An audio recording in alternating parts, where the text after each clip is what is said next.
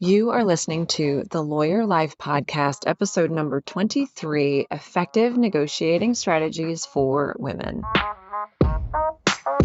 Welcome back to the Lawyer Life Podcast. I am Autumn Noble, the host of the podcast, as well as the founder of the Lawyer Life Collective, life and career coaching for attorneys. Over the course of my career, I have worked at firms of all shapes and sizes, from boutique firms to solo practitioners, mid-sized firms, national firms, and gone in-house with a Fortune 300 company, as well as founding my own firm. I've done the teaching circuit, the speaking circuit, and built my own client base. If you are an attorney that is seeking more independence, flexibility, and fulfillment in your practice, you are in the right spot. In the Lawyer Life Collective, we focus exclusively on supporting lawyers to create the careers of their dreams, whether that is in law or out of law. We offer one-on-one coaching, group coaching, speaking engagements, private training, newsletters, webinars, and of course, this podcast. Be sure to check out the show notes to take advantage of all of the free resources we make available to support you on your lawyering journey.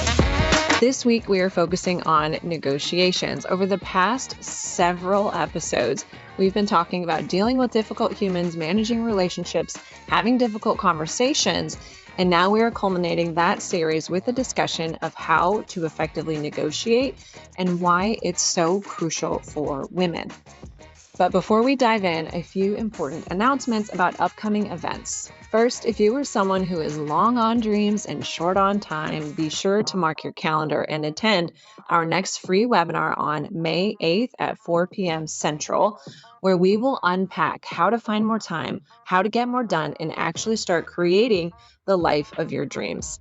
It's a 45-minute webinar, and we will discuss the most essential time management tools that I coach all of my clients and that I use every day. You are not going to want to miss this. Second, if you suffer from periodic work malaise, we have a solution for that. The Lady Lawyer Collective and its seminar series is launching a master series entitled How to Find Fulfillment in Law. This transformative 7-week program is designed to help you discover deeper happiness and peace within your career. We will meet 6 times over the course of 7 weeks at 6 p.m. Central. The series starts May 14th, and we will unpack how to find more peace and emotional balance, how to be more confident, and how to create a more fulfilling career. Hang out to the end of the episode or check out the show notes to find out more details on how to sign up and start investing in yourself. I promise you, you will not regret it. Okay, that's enough of the business. Let's go ahead and dive into this week's topic, how to effectively ask for and negotiate what you want. But first, let's set the stage a little bit and take a peek at some pretty harsh realities. When you dig into statistics regarding women and how and whether they negotiate for their salaries, it becomes pretty clear that there's a pervasive gender wage gap and a variety of unique factors contributing to it for women. Here are a few of the key takeaways. Women generally have lower negotiation rates. Studies have found that women are less likely than men to negotiate their salaries. In fact, one study found that only about 7% of women negotiate their salaries, as compared to 57% of men. The impact on lifetime earnings for women is significant. Failing to negotiate one's salary early in your career can have a significant long-term ripple effect. A study by the Institute for Women's Policy Research found that women's lower negotiation rates could account for a significant portion of the gender wage gap over time. In part, this is driven by our fear of the negative consequences associated with negotiating. Research suggests that one reason women may avoid negotiating is fear of backlash or negative consequences. Women may worry about being perceived as too aggressive or unlikable, which could harm their relationships with colleagues and supervisors thereafter. Add to that cultural and social factors. Societal expectations and gender norms can also influence women's willingness to negotiate. Women may have been socialized to prioritize harmony and avoid conflict, making negotiations uncomfortable and unfamiliar territory. Furthermore, some studies suggest that this is partly driven by a confidence gap, and that women may be less confident in their negotiation skills or less confident overall in their value to the organization. This obviously will contribute to lower negotiation rates amongst women. Perceived fairness may also be at play. Women may perceive their initial salary offers as fair, and therefore they are less inclined to negotiate them when they believe that they're being treated fairly out of the gate by their employers. However, research indicates that women's initial salary offers tend to be lower than those of men, exacerbating the wage gap over time. Last, the employer response. While some employers can penalize employees, particularly women, for negotiating, many companies have policies in place to encourage salary negotiation and transparency. However, the effectiveness of those policies can vary widely.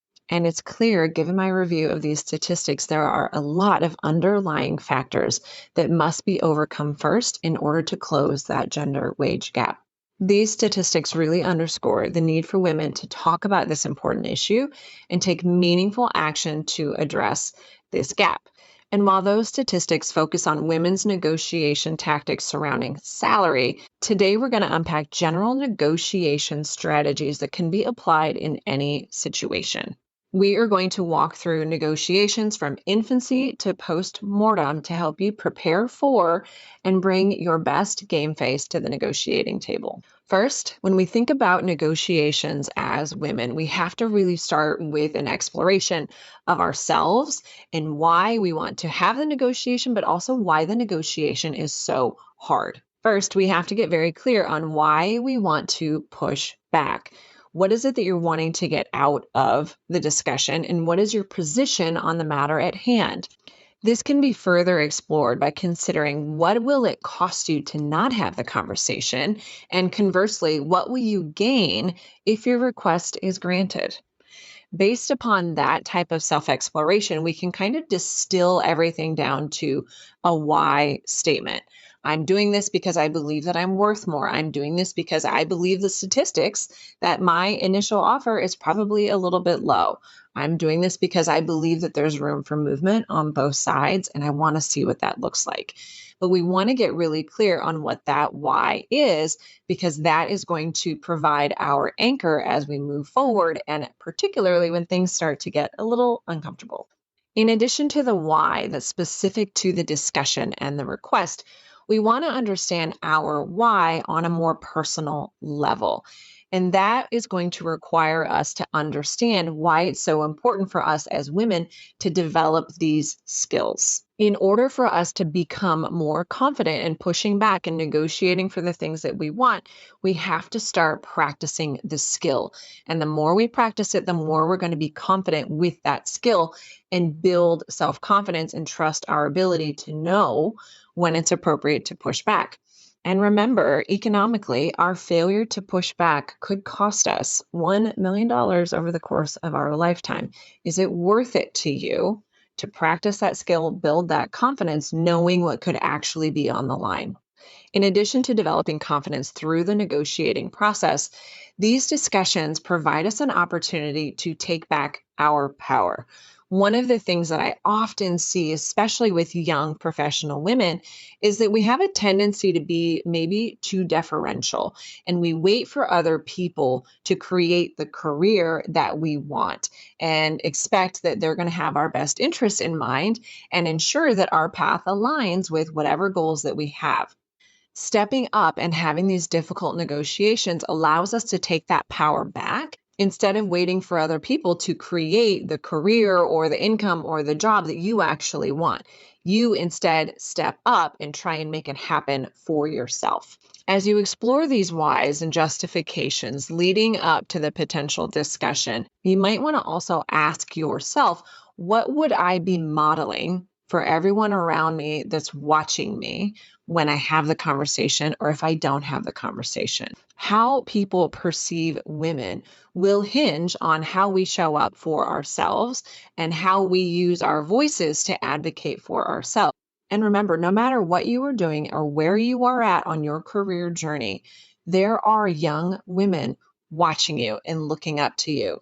And so when you think about these conversations and how much we don't want to do it, people are watching you and watching how you handle your career path to see how you set the tone for their journey. So remember, as you think about these situations, ask yourself, what will I be modeling for everyone around me who may be watching?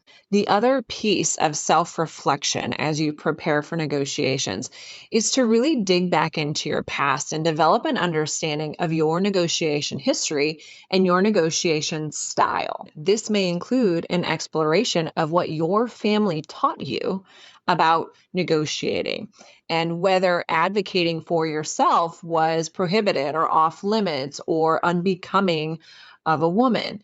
Ask yourself what you learned or were taught as a child about pushing back. That is likely forming your foundation of belief around negotiating. And that could very well be some baggage that you're going to bring into these discussions that are going to set you back and prevent you from showing up the way that you want to. And so we have to understand our beliefs about this process of pushback and ask ourselves whether those beliefs and the things that we might have been taught or seen as kids are helping us or hindering us.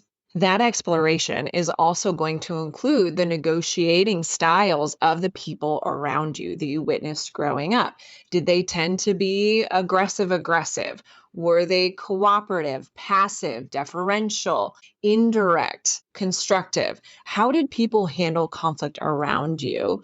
And ask yourself, how has that impacted the way that you handle conflict as an adult? And start to unpack whether or not there are things there that you need to work through in order to allow yourself to show up at your best. You will know that there are issues there when you start asking yourself, when am I most comfortable in negotiations or pushback scenarios? Do I tolerate conflict well, or does it make me uncomfortable to speak up and ask for what I want? How is it that I think about women negotiating? Do I judge them?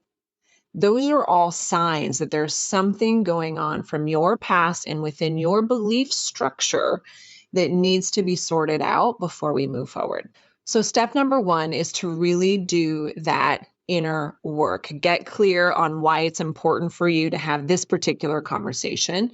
Explore why it's important for you as a woman and as a human being to have this and what that will get you. And that might be self-confidence or growth or developing the skill or whatever. And then ask yourself, what baggage am I bringing to the table potentially that could be hindering my ability to show up?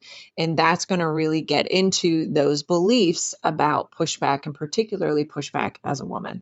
Once you have opened up the gates to that exploration and that understanding, the next thing we need to do is start getting prepared for the actual discussion. So that's step number 2, the preparations.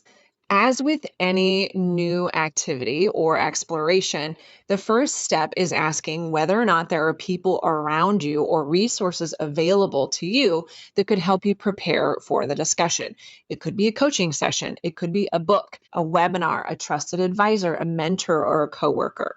There might be someone in your orbit who has done something similar to what you are contemplating. And that could provide a whole host of resources to support you in getting as prepared as possible for the discussion. As you start the preparation process for negotiation, it's really important for you to have an idea of who you want to be in that moment and how you want to show up, and to start visualizing and accessing that person now. I like to think about this in the context of kind of manifestation mindset. It's kind of all the vibe right now, and everyone's talking about it. A lot of people think about manifestation as, I'm just going to put my energy out into the world that I'm this, badass lawyer and I make this much money and I have this much confidence, and kind of the end result of who that person is and how she shows up. And while that is helpful in your manifestation practice and visualization practice, it's not particularly helpful for situations like this. The reality of it is, when we think about manifesting, we really want to be focusing on all of the steps that precede that ultimate vision. And I can promise you that if your ultimate vision that you're trying to manifest is this strong, confident, powerhouse woman, somewhere along that path, she got really good at negotiating and pushing back and having those really impossible discussions. And so that is where we want to focus our energy when we're manifesting or when we're preparing for something difficult. We want to actually envision every step it took to get there. And these types of discussions and these types of pushback are part of that process. And so as you think about the negotiation, really allow yourself to envision you in that moment, having those discussions, asking the questions, and pushing back in the way that you want to, and start accessing her instead of focusing at the end game and who she is after all of that. With that woman in mind and an idea of how you want to show up, we can kind of back into, okay, what is all the data and information that I would need to be her in that moment? And then we can start doing some real homework. First, obviously, we want to gather data. Any type of analytical data, people data, benchmarks, empirical data that you can get your hands on, and be really strategic about it, because the more prepared you are, the better you'll be able to show up calmly and confidently and avoid any curveballs. In gathering that data, you want to also get clear on the opposing positions. What are their goals? What are their obstacles, struggles, and challenges? Is there a way for what you're asking to benefit both of you? And can you find data and proposals that can allow you to present a win-win scenario for both parties? In addition to the data on the actual subject matter at hand, you'll also want to gather data on the particular person or persons that you're going to be talking about. What is your history with them? What is the baggage like with them? Have you had negotiations or pushback discussions with them in the past, and how did they go? Have you developed thoughts and judgments about them that you might be bringing with you into the discussion, and how would that impact your ability to show up in the way that you want to? This is an important piece of the homework because it will help you understand your potential triggers with that person and identify them in the moment. If you're having a difficult conversation with someone and part of you thinks back to ways that you've judged them and things that you don't like about them and difficult run-ins that you've had with them in the past, before the negotiation, you can explore those and understand how those lines of thinking impact your ability to show up. And if the result of that line of thinking is not helpful, or if it makes you angry and it makes you want to lash out at them, now you know that's a landmine that you want to avoid in the moment. And so you can go into the conversation knowing, I'm not going to let my mind drift back here. I'm not going to let my mind gravitate towards those judgments. Wait till the negotiation is over and then judge them all you want. But going into the conversation, you have to know these are judgments that exist. And these are things that I'm bringing with me, and they can't participate in this discussion. It's easy for a negotiation to go sideways when we don't know what our triggers are or what our existing judgments are about the other person. And so that's part of the work that you want to do as well in preparing for the conversation. At this stage of the information gathering homework, you want to get really clear on your worst case scenarios. What's the worst that could happen to the relationship if the conversation gets contentious? What's the worst that could happen if this person flat out overrules you or denies all of your requests? What would you do, and how would you handle that situation? In preparing for the negotiation, we can actually isolate one of those worst case scenarios and work through it and decide ahead of time how we would respond and what ways the scenario might even be okay.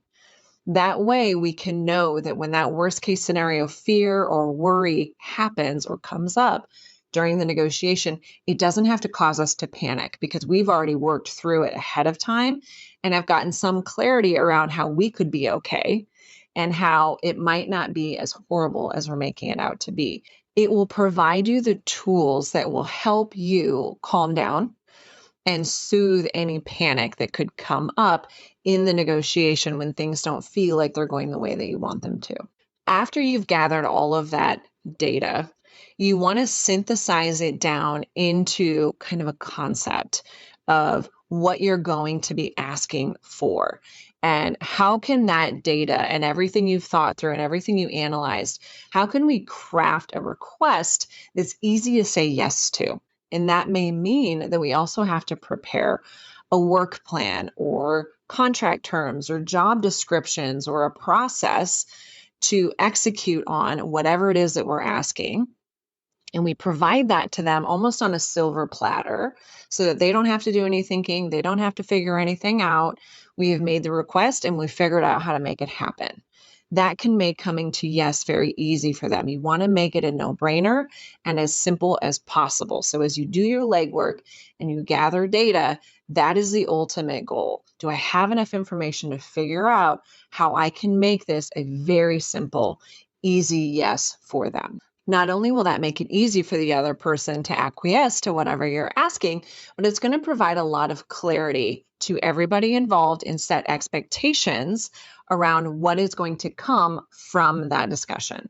The last two pieces that you want to prepare during the homework stage is your plan B or C or D if it gets to that point. In other words, after getting a good sense of the landscape and all the interests and data involved, are there possible concessions that you would be comfortable making?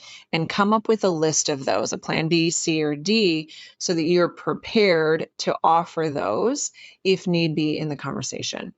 The last thing you want to prepare at this stage is the logistics. Who is the right person to talk to? Am I confident this is the right person, or do other people need to be involved? When should this take place? How should it take place? In person, over the phone, via email? That last piece of it is often where I see the biggest struggles in coaching when we're preparing for these types of uncomfortable asks or pushback scenarios. A lot of people gravitate towards wanting to do it over the phone or really wanting to do it over email. And I would just really encourage you to ask, why is that? And if the reason you're wanting to go that route is because it'll be easier and less uncomfortable, that is a huge sign that you need to have the conversation in person. The only way you're going to get better at this and the only way you're going to develop that confidence that we're all wanting in order to do this regularly with ease is to do it in person and force yourself into that discomfort and really learn, how do I show up in the presence of another person when we're having a difficult negotiation? And then from there, figuring out how to tweak and adjust so that it gets better the next time and the next time. But just be really wise to yourself. If you're really wanting to do it over email or the phone, ask yourself if the rationale is because it will be less uncomfortable.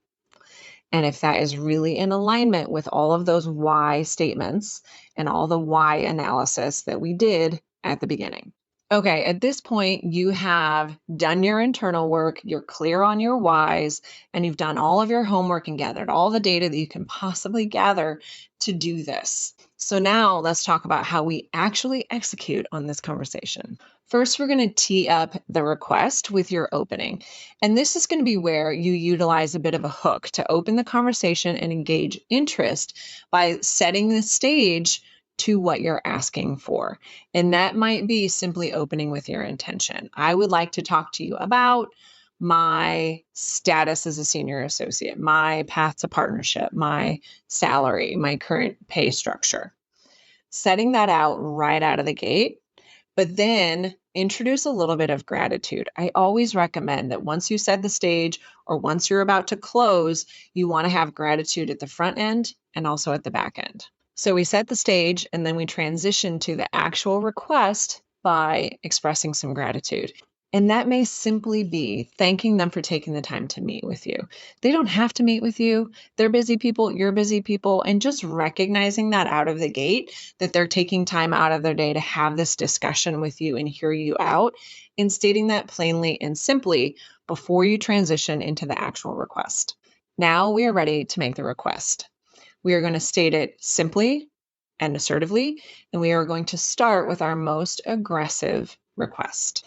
This is usually the most uncomfortable part of the whole discussion, but it's honestly the shortest part.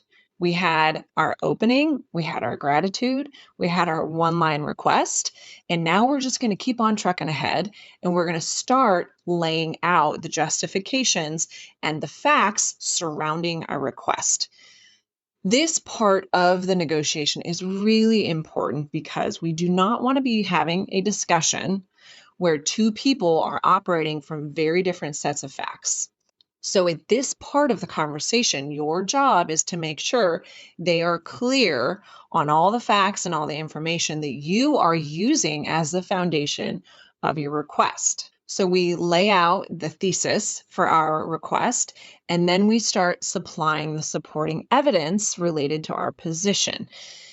Now, it might be tempting to kind of lay a bag of evidence at their feet and just get it all out there because we're uncomfortable at this point. We just made the request and that felt terrible, and we just want to keep moving through it. But really try to pace your evidence and sprinkle it out as the conversation goes on. You can think about your evidence as sort of weapons that you have on you, and you will pull them out as needed in the conversation, starting with your best and strongest, but keeping some with you as responsive answers as the conversation evolves. Once you've made your request and set your evidentiary foundation, we can start anticipating their objections. You can use this space, now that you've kind of made your case, to start preempting objections that they may have to your request. This is really your opportunity to demonstrate your homework and your careful consideration of the matter at hand and show them that you have considered their side and their position on the matter as well. And we start to call that out. An example of what that might sound like, if you're pushing back on your firm's compensation structure, which I hear a lot and we deal with a lot, you might say something like, I understand that the firm originally gravitated towards this compensation structure because of X, Y, or Z. But would it surprise you to know that X, Y, or Z no longer factor in to whatever? And so we anticipate the objection, we call it out, we show that we've studied and understand the status quo, but then we challenge that position with more data that we have gathered during the homework phase. This may be a good point in the conversation to pause and allow the other person to respond. At this point, we should still have some evidence and facts in our back pocket to bolster our further discussion. But it's also an opportunity for us to start bringing in some of those concessions or plan B, C, and D that we've prepared ahead of time. Depending upon what they say, it's an opportunity to ask yourself, does this beg for more evidence and more facts that might be helpful in getting them to understand my point of view? Or is this an opportunity for me to create buy-in from both parties by offering a concession? Having those concessions ready beforehand can allow the other person to save face. It lets them feel like they got to win, you feel like you got to win, and then you can sort of pivot the conversation into a we statement type of realm, and it seems like you've really both come together to solve the problem. And so that's why having those concessions at the ready is so important, but that's also going to demand that you start your initial request at your most aggressive point. So then those concessions seem like a win for everybody. At this point of the back and forth, I think one of the most important tools we can have, especially when we're uncomfortable in these types of scenarios, is to have a lot of really good questions ready to go. We want to transition this from a contentious discussion to more of a conversation. And so we might ask the other person to engage in things from our point of view. That may mean asking them, what would you do if you were in my position? What would you recommend that I do to resolve this? But then also having more probing questions at the ready. Can you explain this? Can you help me understand this? Can you walk me through how these types of decisions are made? And allowing them to provide you with their own facts and evidence that support their position. A few prompts that I have found particularly helpful in these types of conversations is simply asking, is that the best that you can do? What is your biggest hurdle to moving forward with my request? Would you be willing to trying out my request for a trial time period and then revisiting after that? And lastly, what is the best way for us to move forward on this? Again, it's about bringing the parties together at this point. You've made your request, you've laid out your facts, and we kind of put that distance between us. And now, with these questions and shifting to a more conversational tone, we kind of bring the parties back together and remind everybody that we are on the same team. And we do that by engaging them in the discussion and asking these really good questions. A few tips that are going to be helpful as the negotiation switches into a more conversational tone. Don't forget your power, and don't forget to establish your credibility and what you bring to the table, because they may not remember. It's sometimes helpful to remind them of your background and your skill sets that could be helpful in guiding them to a decision. You may have examples from past experiences with you at the ready to remind them of who you are and where you stand on the issue and why your position is what it is. Again, it's about having everybody operating from the same set of facts. And I promise you, it's not uncommon for leadership or your bosses to forget part of your resume, but it's on you to make sure that they know the important pieces, especially if they bear importance to the matter at hand. Tip number 2, be a problem solver. Validate their concerns, validate their pushback. Again, demonstrate that you have done your legwork. You have worked to understand both sides. You can bring that into the conversation and let them know that you're in this together to solve this problem together, and you understand their issues as well. One of the most important things people say about these types of conversations is to be hard on the problem, but respectful of the person. And so we want to make sure that we're really focusing on what's the issue and not making it a personal challenge, which again is why part of our pre-work is understanding what are your personal issues with this individual and making sure we do not bring them in so that we can be respectful of the person and tough on the problem. Tip number 3, stay focused on your why. Again, that is part of the rationale for having that be one of the first things that you do. Why is this particular issue really important to you? But also, why is having this negotiation really important to you? And bringing it back to that every single time so you can stay focused on the bigger issue at hand and not get caught up in the little tit for tats. At some point, the conversation needs to come to a close. As the person who initiated the negotiation, I think it's really beneficial for us to be prepared to close it. In that space, we briefly reiterate our request and express gratitude. Gratitude for hearing you out, gratitude for engaging in the discussion, gratitude for everything they've taught you over the years and opportunities they've given you. But find something that resonates with you and express that after you reiterate that final request. And also confirm your future commitment to the employer, but also your commitment to resolving the problem in a way that works for everybody. From that place, you can simply clarify and summarize where the conversation has landed. And sometimes they're not going to really land anywhere. And so it might simply be stating, I'm going to continue to think about this. I hope that you will do the same. Let's regroup on this in a week or 2. I'll put some time on your calendar. But we want to be really clear of where things have ended and what the next steps are and what your intentions are. And again, as I said earlier, one of our goals is to make this as easy as possible for the other person. And so we want to be really clear what their action steps are. And if there's a plan to meet again in the future, you take that on you and you make it happen instead of asking them to do it. I think it's really important to close these conversations with simply an emphasis on the importance of the issue to you and continuing your efforts to resolve it. That is why this ending summary of where we've been and what the next steps are is so important, because it's going to really emphasize to them, this is not something I'm just going to let go of. It's important to me, and here's where we move forward. And here's how I intend to keep this on your radar because it is important to me. The last piece of the puzzle, after we've done our inner work, we did our homework, we had the negotiation, this last piece is just as important as all the other steps. And that is really regrouping afterwards to conduct your own post-mortem on how it went. Where is there room for improvement? What was really hard for you? And how can you continue to stay in the game with respect to this particular issue? I think it's often helpful to think about a flat out no or a rejection of your request as a not yet, and just giving yourself some compassion that you've started the discussion, that the door has been opened. And it doesn't mean just that they said no that one time, it's going to be no the next time. We really have to commit to ourselves in this post-mortem place that we're not going to give up on ourselves, that we decided at the beginning why it was important to us.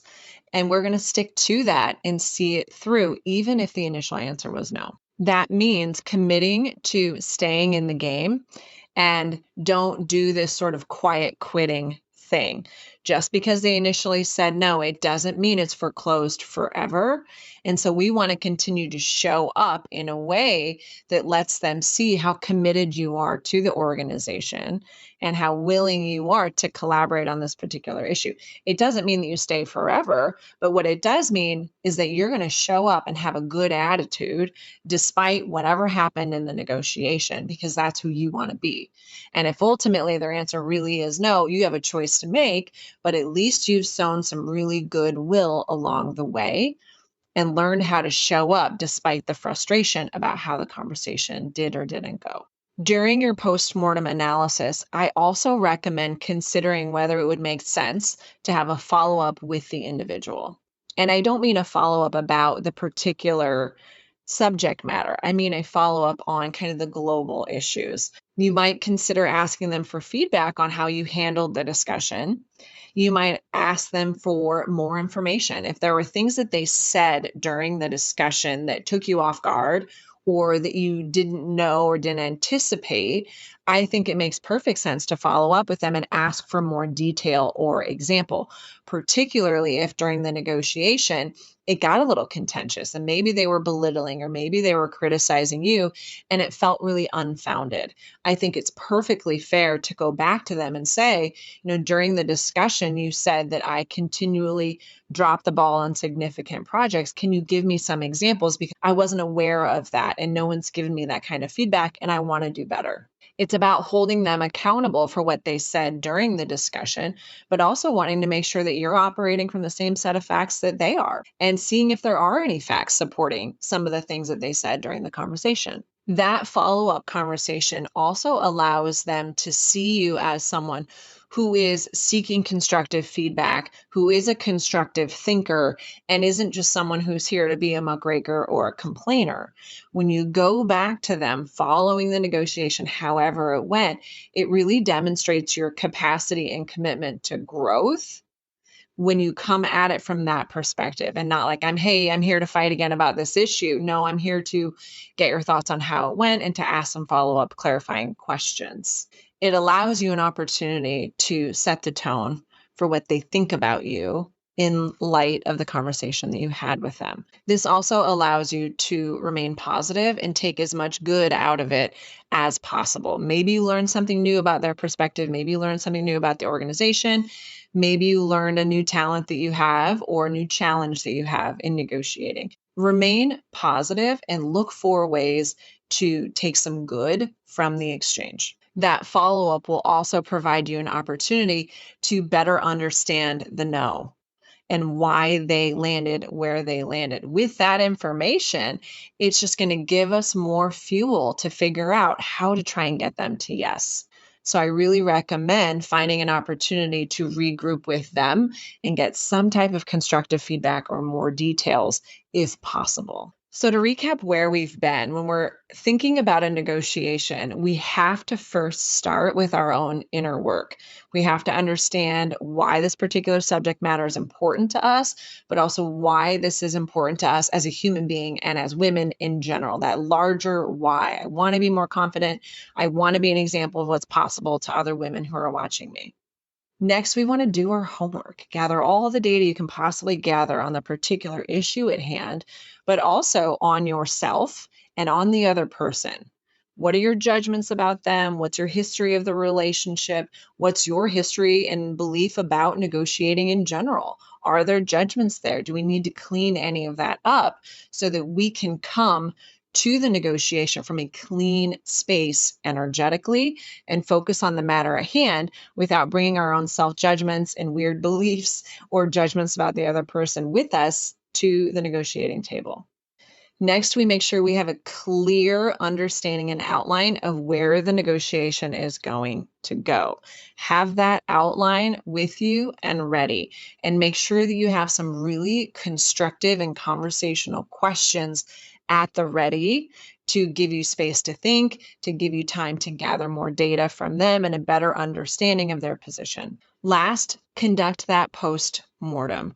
Remain positive, continue to show up, and ask yourself whether it makes sense to follow up with the other person, to gather more facts on things that they said, to get a better understanding of how the conversation went, but to present yourself in front of them once more as a constructive thinker who really wants to tackle the problem while maintaining a good relationship with them and improving yourself in any way that you can.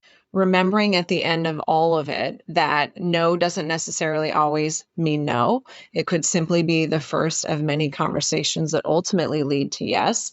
And if it is no and it's a finite no, you can always take that information and decide what to do with it. And that might mean it's time to move on to something else, depending upon how big the issue is for you.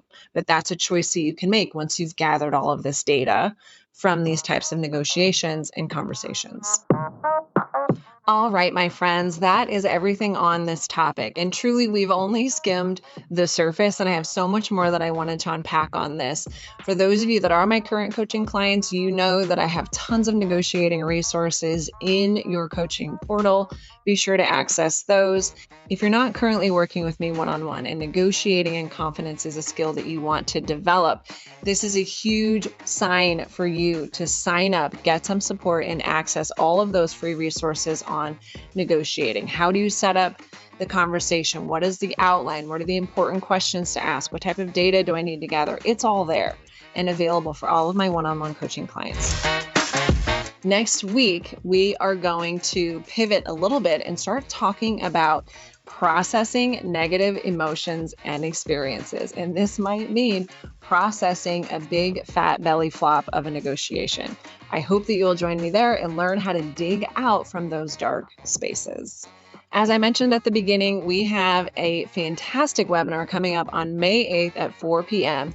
where we are going to unpack the most essential time management tools that I have. If I could give you one tool that can truly change your life, it is these time management tools. And this is not just another seminar where I say, stop answering your phone and don't check your email after 5. We're lawyers, and that doesn't always work. And I'm going to give you real, practical, actionable tools on how to better manage your time so that you can get more done and really start taking action on creating the life that you actually want instead of just treading water, trying to navigate everything that's coming your way day in and day out. I hope that you will join me there. Check out the show notes for the sign up link. Again, that's May 8th at 4 p.m. In addition to the webinar, we are launching a master series on finding fulfillment in the legal profession, and it kicks off on May 14th at 6 p.m. Central. This is a hugely transformative 7-week program that is designed to help you discover deeper happiness and peace in your career. We will meet 6 times over the course of 7 weeks for 1 hour, and we will be tackling the most essential core challenges that I think we face as women and lawyers. How do I find more happiness and fulfillment in my legal career? How do I reconnect with my passion? How do I find out what I really want to do with my life? And how do I connect with it on a more regular basis? This series is absolutely free to all of my active coaching clients and included in an incredible introductory coaching offer for all of my new clients. If you are not currently coaching with me and you just want to know what this coaching thing is all about, you must sign up for the introductory package. It is the best offer I have available. Not only will you get 3 one-on-one coaching sessions with me, but you'll get access to all of my seminar series, including Finding Fulfillment and How to Lawyer for Real. You'll get access to all of my online content, including all of my negotiations, worksheets, and tools, and online guides. This is a huge opportunity for you to really figure out what this coaching thing is all about and get access to these incredible tools right out of the gate. Really maximize your investment in yourself this summer and see how different the rest of 2024 can be. I promise you, you are not going to regret it. And remember, the beauty of these seminar series is that you get to experience a group program completely anonymously. There's no obligation for screen time or participation. But what you will see is other women chiming in and asking the same questions that you have asked yourself over and over and over again. It is a huge relief to know that we are not alone in the challenges that we have. And that is the beauty of these seminar series, because you get to connect anonymously with women lawyers all over the country and realize that we are all fighting the same battle and dealing with the same struggles. And from there, we can grow together. I really hope that you will join me there. Again, it kicks off May 14th. At 6 p.m. Central, and all of the details are included in the show notes. This is your opportunity to dig in and change everything so that your year end could be significantly better than some of the nightmare year ends that you may have had in the past. Believe me, I've been there. Let's embark on this journey together towards a more fulfilling career in law. I hope to see you there.